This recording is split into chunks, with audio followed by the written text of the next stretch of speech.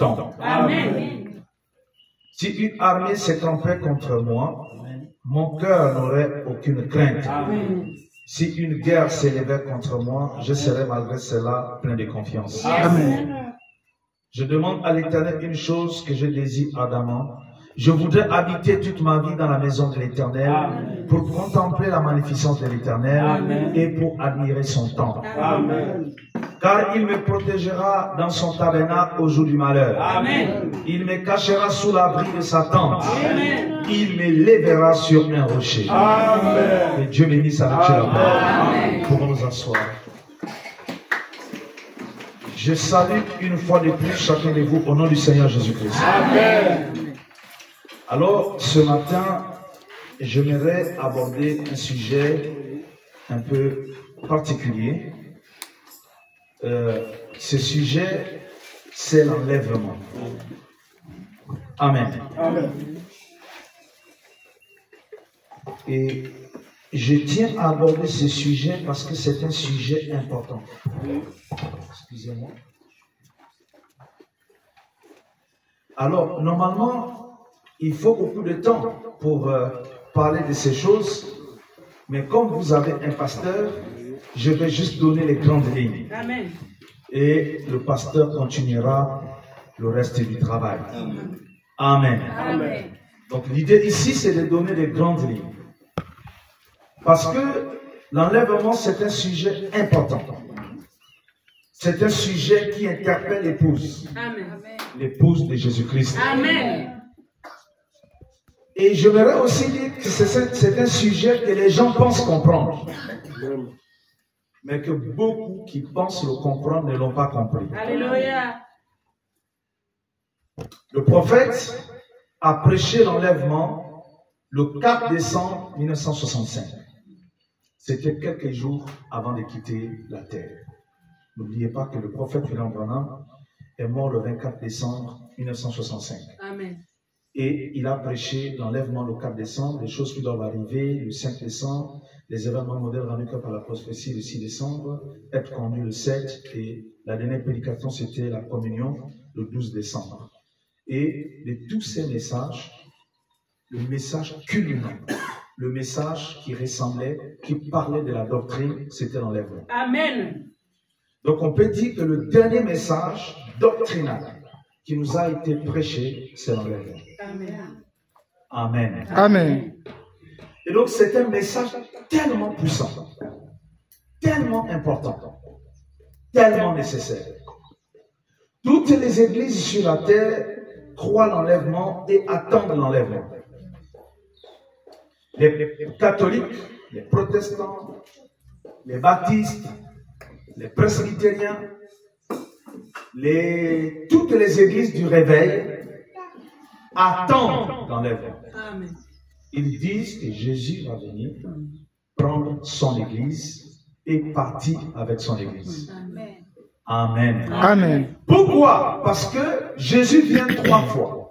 Oui. Selon la Bible et selon la prophétie, Jésus vient 3 fois. Amen. La première fois, il est venu mourir à la croix de Golgotha. Amen. C'était pour payer le prix pour notre salut. Yes. La deuxième fois, il vient pour prendre son église Amen. et l'amener dans l'enlèvement. Alléluia. La troisième fois, il va revenir avec son église Amen. comme roi et reine pour régner sur la terre Amen. dans le millénium. Amen. Or, aujourd'hui, l'église est dans l'attente de la seconde venue. Cette venue qui amène l'église, qui amène l'épouse au souper des noces. Et le Seigneur nous a donné plusieurs indications concernant cela. Si nous prenons certains versets de la Bible, tels que 1 Thessaloniciens, j'ai plusieurs versets ici que je vais lire rapidement avec vous. Je crois que je vais prendre la Bible électronique pour aller un peu vite, comme il y a beaucoup de versets. Si vous prenez avec moi 1 Thessaloniciens, ceux qui prennent les notes, 1 Thessaloniciens chapitre 5. Ce matin, je ne suis pas venu pour crier ou pour souvent, quand j'ai été invité là-bas à Cosmopark, Amen, je m'agitais un peu, je suis là-bas, alléluia. Ici, je veux parler un peu comme à l'école du dimanche. Amen. Pour que quand nous allons sortir, que chacun se dise, j'ai retenu quelque chose. Amen. C'est pourquoi je prends 1 Thessaloniciens chapitre 5, le verset 2. La Bible dit, car vous savez bien vous-même que le jour du Seigneur viendra comme un voleur dans la nuit. Amen. Le jour du Seigneur viendra comme un voleur dans la nuit. Vous dites Amen. Amen. Si nous prenons Luc chapitre 12. Luc chapitre 12, le verset 39.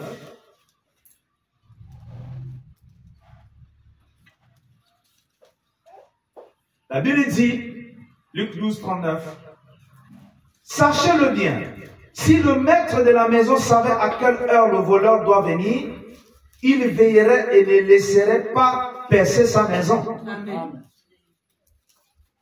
Vous aussi, tenez-vous prêts, car le Fils de l'homme viendra à l'heure où vous n'y penserez pas. Amen. Est-ce que vous dites Amen? Amen. Le Fils de l'homme viendra à l'heure où vous n'y penserez pas. Amen. Et quand nous prenons, c'est toujours la même chose ici, dans Matthieu chapitre 24. C'est le premier livre du Nouveau Testament, Matthieu 24. Et si nous prenons le verset 36.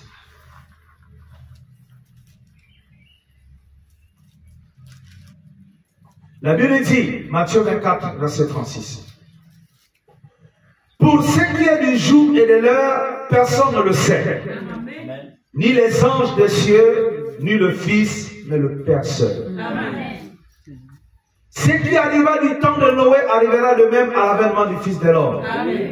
Car dans les jours qui précédèrent le déluge, les hommes mangeaient et buvaient, se mariaient et mariaient leurs enfants, jusqu'au jour où Noé entra dans l'arche. Et ils ne doutaient de rien jusqu'à ce que le déluge vint et les emporta tous. Il en sera de même à l'avènement du Fils de l'homme. Est-ce que vous dites Amen? Amen. Si nous prenons le verset 43, la Bible dit, sachez-le bien, si le maître de la maison savait à quelle veille de la nuit le voleur doit venir, il veillerait et ne laisserait pas percer sa maison. C'est pourquoi vous aussi tenez-vous prêts, car le Fils de l'homme viendra à l'heure où vous n'y penserez pas. Amen. Donc nous voyons ici que cet événement est un événement secret. Alléluia. Amen. C'est secret. Ça veut dire que ce n'est pas quelque chose qui est à la portée de tous. Est-ce que vous dites Amen? Amen. Excusez-moi, je vais me mettre un peu à l'aise. Donc ce n'est pas quelque chose qui est à la portée de tous, mais c'est un événement secret. Amen. Vous savez, quand on dit un événement secret, Amen. Amen. On pense toujours que c'est dans une maison, c'est fermé. Amen. On dit c'est secret. Secret ne veut pas dire que c'est dans une, forcément dans une chambre et c'est fermé. Secret, ça peut être aussi en public, mais dans l'école. Amen. Est-ce que vous dites Amen? Amen. Je suis venu ce matin avec mon épouse, que Dieu la bénisse. Amen. Je peux dire des choses ici que vous n'allez pas entendre. Amen. Vous allez entendre, mais vous ne pouvez pas comprendre. Amen. Elle peut comprendre. Amen. Parce qu'elle est mon épouse. Je peux dire des choses qui concernent la maison. Amen. Alléluia. Amen. C'est comme deux fiancés. Le fiancé peut écrire des choses. Il dit seulement sous le manguier à la même heure. Amen. Est-ce que vous êtes ici? Amen. Sous le manguier à la même heure. Amen. De quel manguier s'agit-il? Et de quelle heure s'agit-il? Mais le fiancé, la fiancée sait de quel manguier il s'agit et de quelle heure il s'agit. Même si tout le monde peut lire la lettre, mais tout le monde ne peut pas saisir. Et c'est la même chose avec la parole de Dieu. Amen. Tout le monde peut lire, mais tout le monde ne peut pas saisir. C'est pourquoi les gens courent sans un message. Ils prêchent, ils font des campagnes, mais ils n'ont pas un message. Amen. Frère Branham a prêché un message qu'il a intitulé « Courir sans un message ». C'est-à-dire, on court, on n'a pas de message. C'est comme quelqu'un, on te dit, il y a une porte là-bas, celui qui rentre le premier, il rentre. La personne court, mais il n'a pas la clé. Est-ce que vous êtes ici? Amen. La personne court, n'a pas la clé, et quand il arrive, il est devant la porte. Et tu as couru, tu n'as même pas la clé. Amen. Il faut avoir la clé qui est la révélation. Est-ce que l'Église dit Amen? Amen. Oh là là, que le Seigneur m'aide à ne pas m'attarder. Amen. D'aller droit au but. Amen. Et ne pas être trop long. Amen. Amen. Amen. N'ayez pas peur de la pluie, ça vient pour que nous ayons un peu de fraîcheur. Amen. Que Dieu vous bénisse. Amen. Donc tout cela, c'est la nature. Et nous restons concentrés. Amen. Alors, j'étais donc en train de dire que quand nous lisons ici, nous voyons que c'est une venue secrète. Amen. Amen. Dites Amen. Amen. Donc, une venue secrète. Maintenant, quand nous prenons un peu plus haut,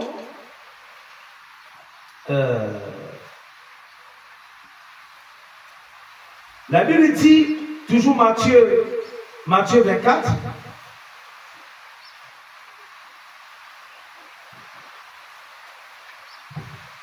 le verset 30.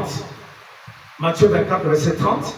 La Bible dit, Matthieu 24, 30, vous suivez? Amen. Alors le signe du Fils de l'homme paraîtra dans le ciel. Amen. Toutes les tribus de la terre se lamenteront et elles verront le Fils de l'homme venant sur les nuées du ciel avec puissance et de grande gloire. Amen. Il enverra ses anges avec la trompette retentissante et il rassemblera ses élus des quatre vents. Amen. Depuis l'extrémité des cieux jusqu'à l'autre. Amen. Vous voyez, il dit, il vient dans les nuées et toutes les tribus de la terre se lamenteront. Amen. Mais comment quelqu'un qui vient secrètement et toutes les tribus se lamentent? Est-ce que l'Église avait parlé? Il faut que nous entrons dans ce mystère.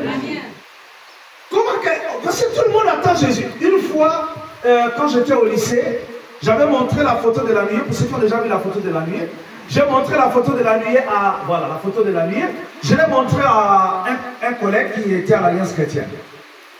Il m'a dit c'est quoi? J'ai dit non, c'est l'apparition de la nuée le 28 février 63 sur le mont Sunset. C'est l'image du Seigneur Jésus qui a été photographiée. Il me dit non, ça ne peut pas être Jésus. Parce que quand Jésus va venir, si on filme, même les appareils vont s'éclater. Vous voyez la conception qu'elle est. Amen. Alléluia. Amen. Vous voyez les gens ont une conception charnelle. Amen. Vous savez, les Juifs attendaient Jésus. Amen. Ils attendaient le Messie. Ils n'attendaient pas Jésus. Ils attendaient le Messie. Amen. Mais Dieu les a envoyé un bébé Jésus. Amen. Est-ce que vous dites Amen? Amen. Les Juifs attendaient le Messie. Amen. Est-ce que vous êtes ici? Amen. Les Juifs attendaient le Messie. Amen. Mais au lieu, suivez ici, frère, c'est ici que ça se passe. Laissez cette histoire. Sinon, le diable va vous distraire. Donc, les Juifs attendaient le Messie. Amen. Les Juifs attendaient qui? Le Messie. Les Juifs attendaient qui? Le Messie. Les Juifs attendaient qui? Le Messie. Mais qu'est-ce qu'ils ont reçu? Ils ont reçu un bébé. Amen. Amen. Dieu les a envoyé un bébé. Ce bébé qui avait été envoyé, c'était le Messie. Amen. Mais le Messie est venu dans une forme qu'eux n'attendaient pas. Amen. Amen. Amen. Il fallait être un élu pour identifier que c'était la venue du Messie. Amen. Sinon, dans cette condition-là, ce n'était pas facile. Amen. Est-ce que l'Église me suit? Amen. Donc ce n'était pas facile, frère. C'est pour cette raison que lorsque Dieu se manifeste, lorsque Dieu manifeste ses promesses, il faut avoir l'œil de l'aigle pour discerner les signes du temps. Il faut avoir l'œil de l'aigle pour discerner le moment. Que ce que Dieu a promis, voilà, c'est là. Vous dites Amen. Alors, vous allez remarquer une chose. Je parle de l'enlèvement, mais je viens lire le psaume. Question. Amen. Le prophète lui-même, quand il a prêché ce message, il a lu le psaume. Ça m'a intrigué. Il a dit de lire Thessaloniciens qui parle de l'enlèvement, il vient lire le psaume. Quand vous lisez le verset 5 du psaume, il est dit, car il me protégera dans son tabernacle au jour du malheur, et il me cachera sous l'abri de sa tente. Il me lèvera sur un rocher. Ici, l'enlèvement se passe en deux phases. Entrer dans le temple et ensuite être élevé sur le rocher. Si tu n'entres pas dans le temple, tu peux dire Amen. Tu ne seras jamais élevé sur le rocher. Oh non, moi j'attends l'enlèvement. Mais est-ce que tu entres dans le temple? Amen. Parce que la Bible, c'est-à-dire que David, en tant que poète, il a chanté l'enlèvement. En tant que poète inspiré, vous dites Amen. Il a parlé de l'enlèvement. Il dit l'enlèvement se produira comment? Il dit car il me protégera dans son tabernacle au jour du malheur. Amen. Donc quand David a dit, je demande à l'Éternel une chose que je désire ardemment, je voudrais habiter toute ma vie dans la maison de l'Éternel. Oh, la maison de l'Éternel n'est pas une maison naturelle. La maison de l'Éternel n'est pas une maison en tôle. Ce n'est pas une maison en briques. Est-ce que vous dites Amen? La maison de l'Éternel est un corps. C'est un corps mystique. C'est un corps spirituel. Et on doit entrer dans ce corps. Il y a une façon d'entrer dans ce corps. On entre par le baptême du Saint-Esprit. Oh, comment tu vas recevoir le baptême du Saint-Esprit? Sans écouter la parole. Alléluia. Mais quelle parole? La parole de ton jour. Parce qu'il y a une parole pour ton jour. Une parole pour ton heure. Quand le Saint-Esprit est descendu, le jour de la Pentecôte, le Saint-Esprit ne peut entrer dans Caïd. Le Saint-Esprit ne peut entrer dans les pharisiens. Le Saint-Esprit est entré dans ceux qui ont cru au message de la haine. Ils avaient reçu la visitation. Ils ont pris la présence du Messie. Et ils se sont rassemblés. Et comme ils ont pris le Messie, ils se sont rassemblés. Le ciel s'est ouvert. Et le Saint-Esprit est descendu. Et il est entré dans les apôtres. Amen. C'était tellement puissant. C'était tellement puissant. Au point où leur langue, ils ont commencé à parler la langue des anges. Le ciel les a envahis. Alléluia. Au point où quand on parlait, si tu étais pour nous, tu allais entendre. Si tu étais tequé, tu allais entendre. Tu peux dire Amen. Si tu étais fort, tu allais entendre. Si tu étais jérémy, tu allais entendre. Peu importe ton intérêt, tu allais entendre. Parce que le ciel était descendu. C'est une seule façon d'entrer dans ce corps. Ce n'est pas un corps naturel, mais c'est un corps spirituel. Est-ce que vous dites Amen? Maintenant, mes amis, nous devons entrer dans cet enlèvement-là. Amen. Pour entrer dans cet enlèvement, je vais lire d'abord quelques écritures. Ici, dans Actes des Apôtres, chapitre 1, verset 10. Vous prenez Actes des chapitre 1, verset 10.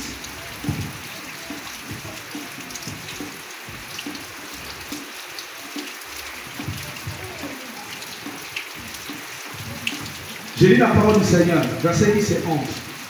Et comme ils avaient les regards fixés vers le ciel pendant qu'ils s'en allaient, voici deux hommes vêtus de blanc leur apparus. Ils dirent, homme Galilée, pourquoi vous arrêtez-vous à regarder au ciel? C'est Jésus qui a été enlevé au ciel du milieu de vous, qui viendra de la même manière que vous l'avez vu allant au ciel. Donc si Jésus a été enlevé pour aller au ciel, la Bible dit, c'est Jésus-là doit encore revenir. Vous dites Amen. Mais pour qu'il revienne, comment et quand, dans quelles conditions? Acte chapitre 3. Est-ce que vous aimez la Bible? C'est notre maison, c'est notre domaine. Parce que nous avons reçu, nous pouvons lire la Bible avec des lunettes prophétiques. Verset 19, acte 3. La Bible dit, répondez-vous. Et que chacun, répandez-vous donc et convertissez-vous. Pour que vos péchés soient effacés. Amen. Pour que les péchés soient effacés, on doit faire quoi? Se repentir et se convertir. Amen. Je voudrais d'abord m'arrêter là un instant. Amen. Beaucoup de gens se répandent mais ne veulent pas la conversion. Amen. Il y a des gens dans les églises, je dis amen.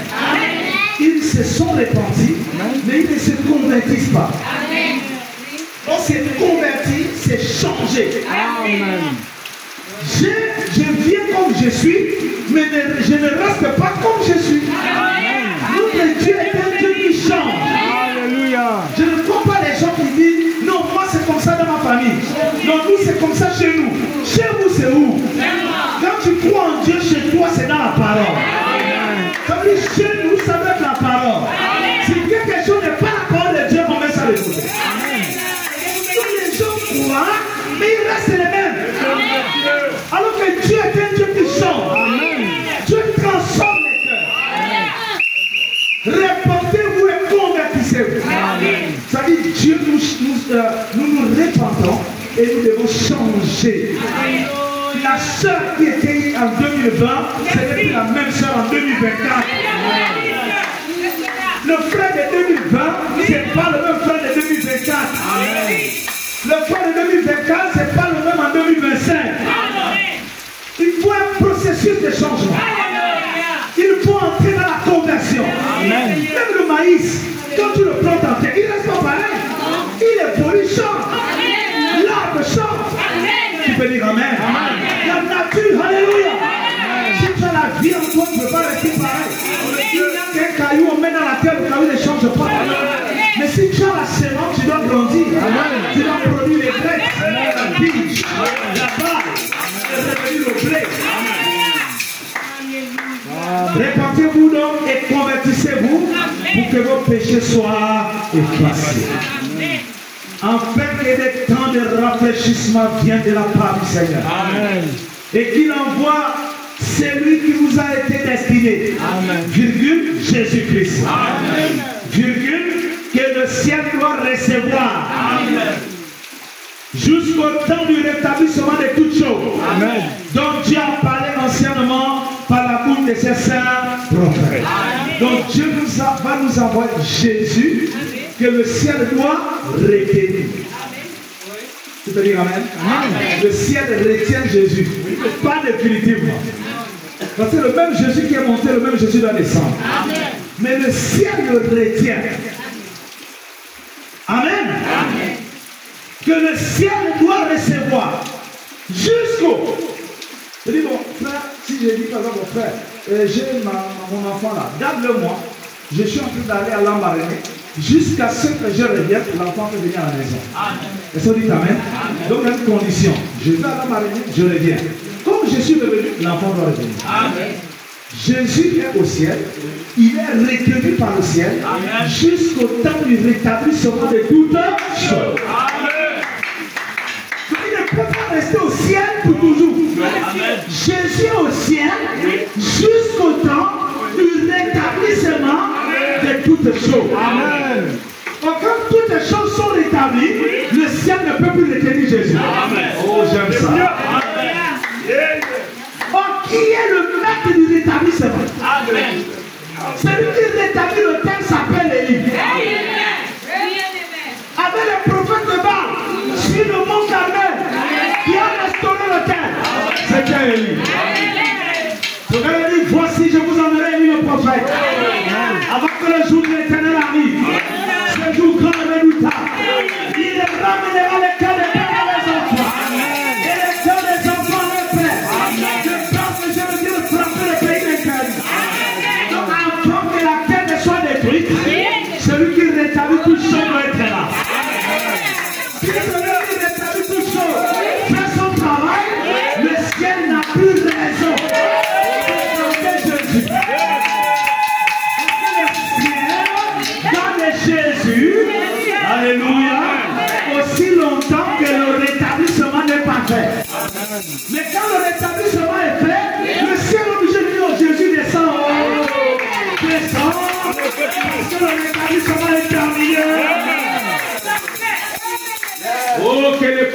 matin disent viens Seigneur.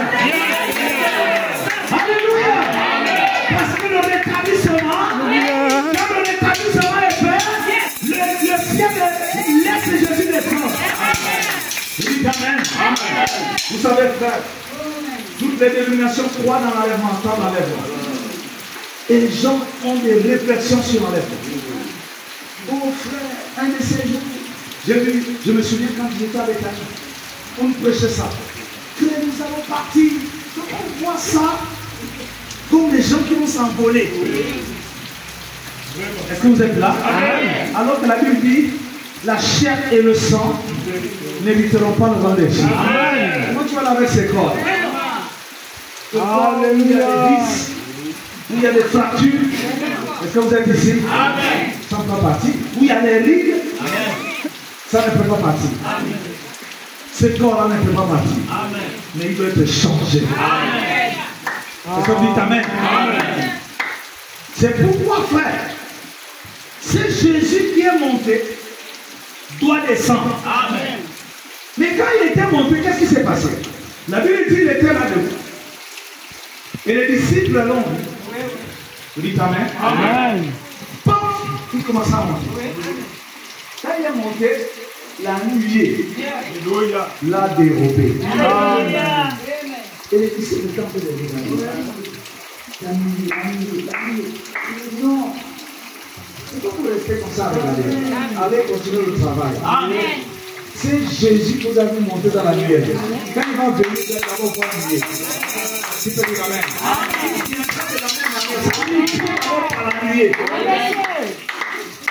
Est-ce que l'église est ici?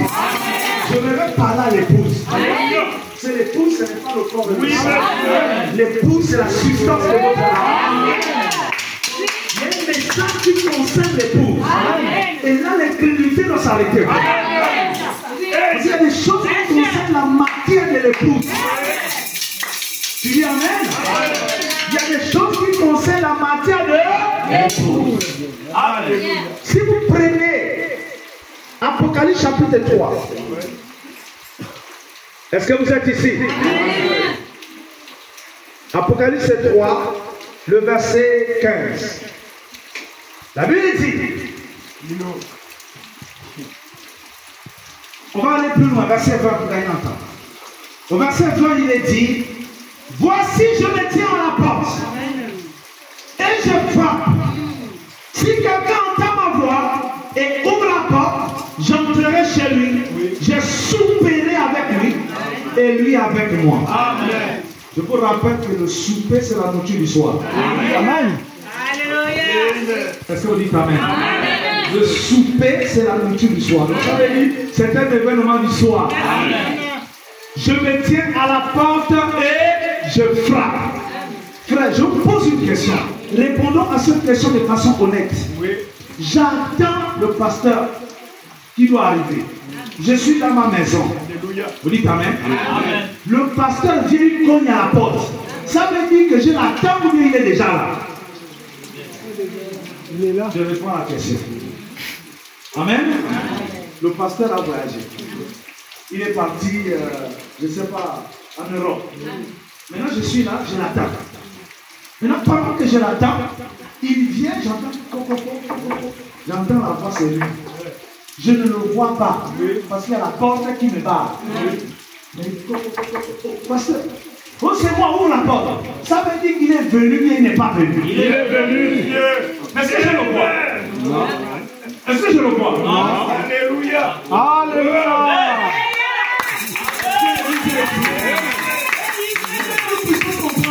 Comment Dieu travaille? Alléluia. Il dit, je me tiens à la porte et je frappe. Ça veut pas dire que je le vois. Ça veut dire qu'il est là, mais je ne le vois pas. Pour le voir, il faut que la porte s'ouvre. Le prophète du Lamp dit qu'il y a des évangélistes qui disent qu'ici il s'agit de la porte du cœur. Il dit ce n'est pas vrai. Ce n'est pas la porte du cœur. Il dit Jésus frappe à la porte de l'église. Parce que nous sommes dans l'âge de la Odyssée, où les gens sont pauvres, aveugles, misérables et nus. Et ils ne le savent pas. On ne peut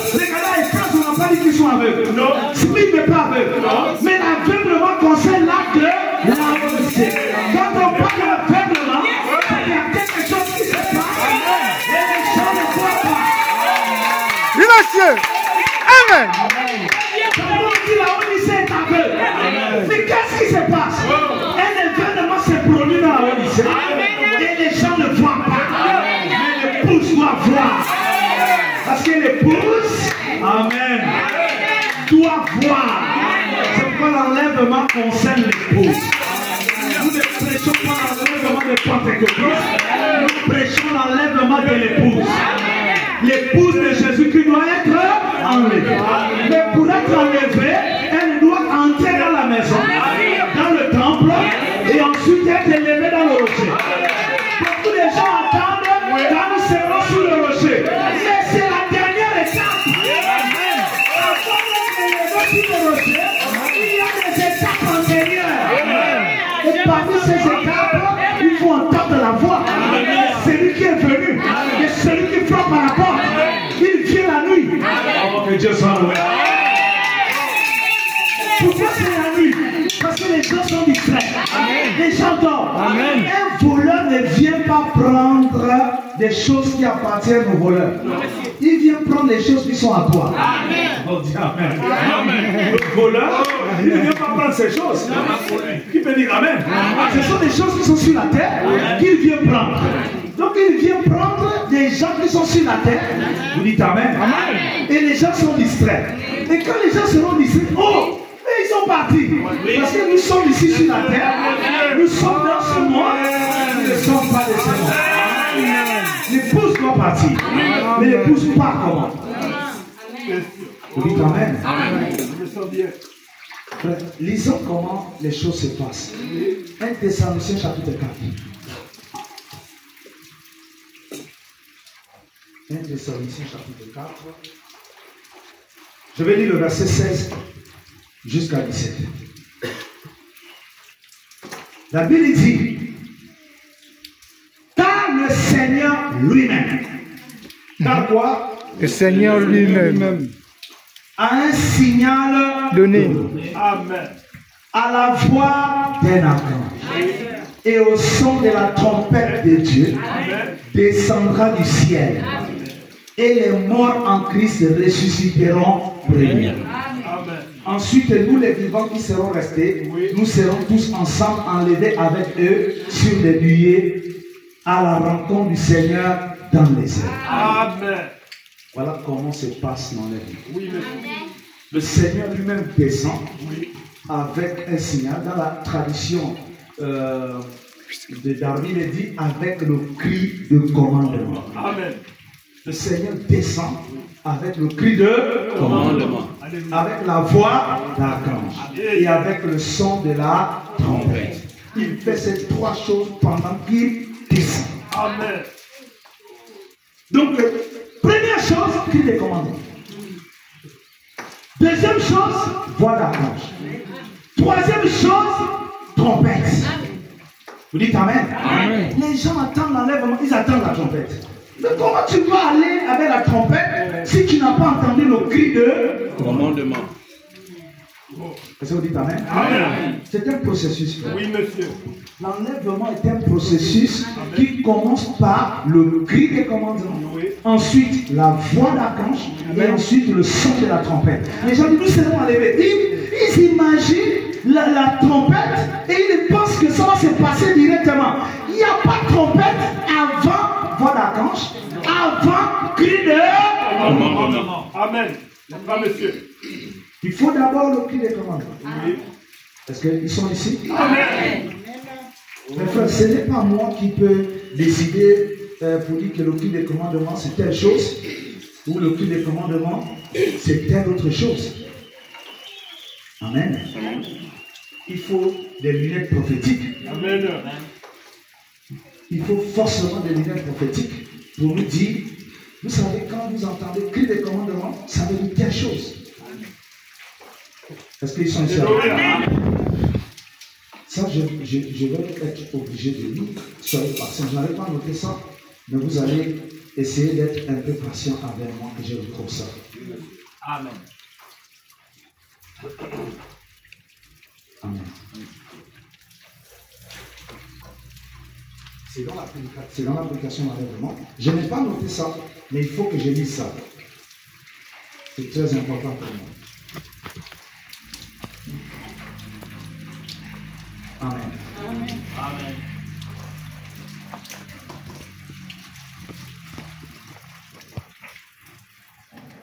Il fait ces trois choses pendant qu'il descend.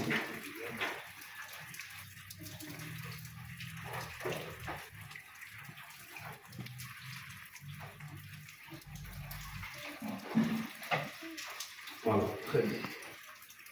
Il y a trois choses qui arrivent quand le Seigneur descend. Il y a un cri de commandement. Amen. Amen. Il y a le voix d'archange. Il y a le son de la trompette. Amen. C'est dans la prédication d'enlèvement au paragraphe 130. Paragraphe 129 à 130. Je lis seulement le 130.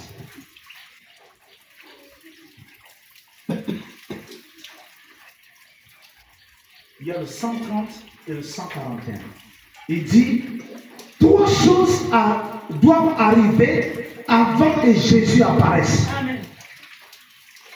Un cri de commandement, une voix, une trompette. Amen. Prenons le cri de commandement. Jésus fait ces trois choses pendant qu'il descend. Amen. Un cri de commandement. Qu'est-ce qu'un cri de commandement? Alléluia. C'est le message qui est proclamé premièrement. Amen. Le pain de vie vivant manifestant l'épouse. Amen. Le cri de commandement, c'est quoi? C'est le pain de vie vivant manifestant l'épouse. Amen. Il dit la même chose au paragraphe 141. Il a ordonné que ces choses soient maintenant. Il doit envoyer ceci. La première chose qui arrive, lorsqu'il commence à descendre du ciel, Amen.